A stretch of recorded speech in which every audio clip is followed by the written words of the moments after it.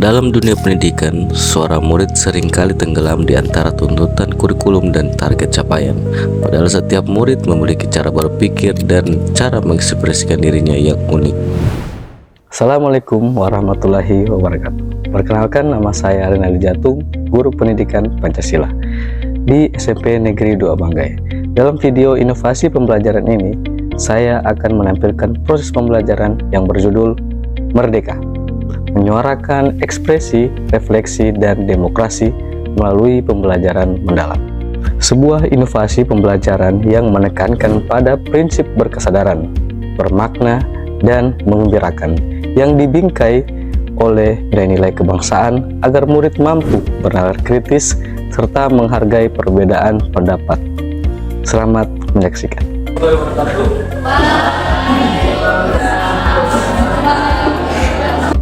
Pada setiap pembelajaran selalu saya awali dengan sapaan hangat dan doa bersama.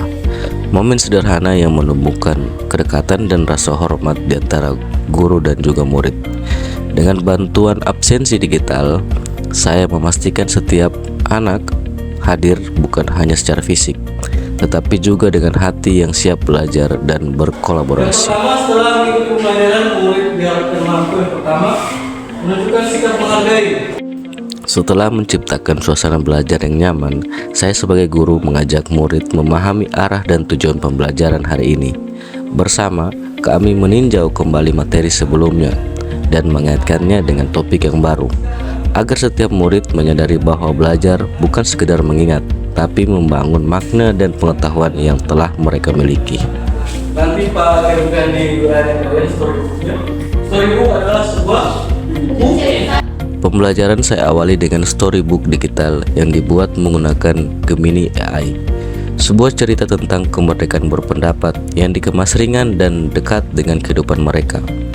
Melalui cerita ini, murid belajar mengenal nilai demokrasi dengan cara yang menyenangkan dan juga literatif.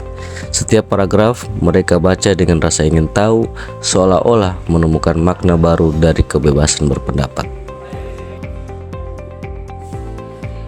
Dari cerita, kami beranjak menuju realitas. Saya memperkenalkan 4 program prioritas pemerintah yang akan menjadi bahan analisis bersama. 4 topik yang mencerminkan wajah Indonesia masa kini. Yang kedua adalah Pak akan bagikan barcode-nya secara acak. Selanjutnya, saya membagikan 4 topik pembelajaran melalui QR Code yang telah saya siapkan. Setiap kode membawa mereka pada sumber belajar digital berupa artikel maupun video pembelajaran yang berkaitan dengan program prioritas pemerintah, yakni makanan bergizi gratis, 7 kebiasaan anak Indonesia hebat, coding dan AI, serta tes kompetensi akademik. Dengan cara ini, saya ingin menumbuhkan kemandirian belajar dan kemampuan literasi digital siswa. Mereka belajar menelusuri informasi secara mandiri, menganalisis isi sumber, dan mulai merangkai pendapat berdasarkan data, serta pemahaman yang mereka peroleh sendiri. Dari sini, proses belajar menjadi lebih hidup. Murid tidak hanya menerima pengetahuan, tetapi menemukan dan membangun maknanya. Setelah mendapatkan topik dan memindai QR Code, para murid mulai menelusuri berbagai sumber belajar digital. Mereka membaca artikel, menonton video, hingga menelusuri konten di media sosial seperti YouTube dan Instagram untuk memperkaya perspektif mereka. Dalam suasana yang hidup, setiap kelompok berdiskusi, mencatat poin-poin penting, dan mulai menyusun argumen berdasarkan data yang mereka temukan. Saya hadir di tengah mereka bukan sebagai satu-satunya sumber pengetahuan, tetapi sebagai pendamping yang memastikan setiap proses berjalan terarah dan bermakna. Saat mereka berdebat sehat, saling mengoreksi dan mencari bukti untuk menguatkan pendapat, saya menyadari inilah makna sesungguhnya dari kemerdekaan berpendapat di ruang belajar. Sebuah kemerdekaan yang berlandaskan pada pemahaman, etika, dan tanggung jawab terhadap kebenaran. Di titik ini pembelajaran berubah menjadi ruang refleksi bersama. Dan disinilah pembelajaran mendalam benar-benar terasa, ketika pengetahuan tumbuh dari kesadaran, bukan sekedar hafalan. Setelah berdiskusi dan menyusun pendapatnya, setiap kelompok menempelkan hasil karyanya pada dinding-dinding kelas.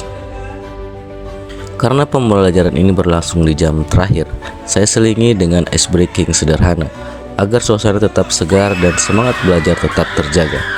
Bagi saya, belajar tidak hanya tentang berpikir, tetapi juga menikmati prosesnya dengan hati yang gembira. Menjauh sedikit, menangkap. Kalian akan melakukan namanya gallery walk. Apa itu gallery walk? Nanti dari kelompok kamu orang. Saya memperkenalkan gallery walk sebagai cara mereka untuk mempresentasikan dan mengapresiasi karya teman-temannya. Saya jelaskan aturan sederhana. Setiap kelompok akan berkeliling dari satu karya ke karya lainnya, membaca hasil pendapat teman, mendengarkan penjelasannya, dan juga memberikan umpan balik secara langsung. Suasana kelas berubah menjadi galeri ide, penuh warna, penuh diskusi, dan penuh semangat belajar. Para murid saling berbagi pandangan, saling bertanya, bahkan saling menambahkan informasi yang mereka temukan. Saya melihat mereka tak hanya belajar berbicara, tapi juga belajar untuk mendengarkan dengan empati dan menghargai perbedaan pendapat. Inilah wujud nyata kemerdekaan berpendapat. Setiap suara didengar, setiap ide bernilai, dan setiap siswa memiliki kesempatan yang sama. Pendapat atau kebebasan dalam berpendapat. Di akhir kegiatan inti, kami melakukan refleksi bersama. Murid berbagi apa yang mereka pelajari hari ini dan bagaimana pengalaman ini mengubah cara pandang mereka. Ya, silakan siapkan dokumen masing-masing. Untuk menutup pembelajaran dengan cara yang menyenangkan, saya menggunakan Wayground, sebuah platform asesmen yang berbasis game. Melalui kuis interaktif ini, para murid menjawab pertanyaan seputar materi yang telah dipelajari, mulai dari pemahaman konsep hingga sikap dalam menyampaikan pendapat. Kelas pun berubah menjadi arena belajar yang seru. Murid tertawa, berebut menjawab, dan semakin semangat menunjukkan kemampuan mereka. Bagi saya, asesmen bukan hanya tentang nilai, tetapi tentang memberi umpan balik yang membangun, agar setiap murid dapat terus bertumbuh menjadi pembelajar yang merdeka, reflektif, dan juga berdaya.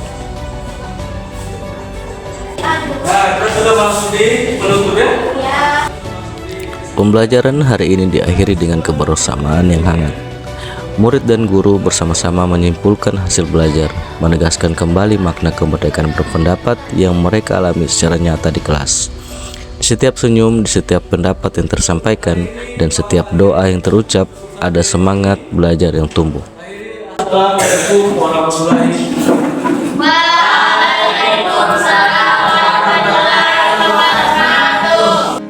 Bagi murid yang membutuhkan bimbingan lanjutan, mereka menuliskan kembali opini pribadi, kemudian dikirimkan sebagai bentuk pengayaan dan umpan balik.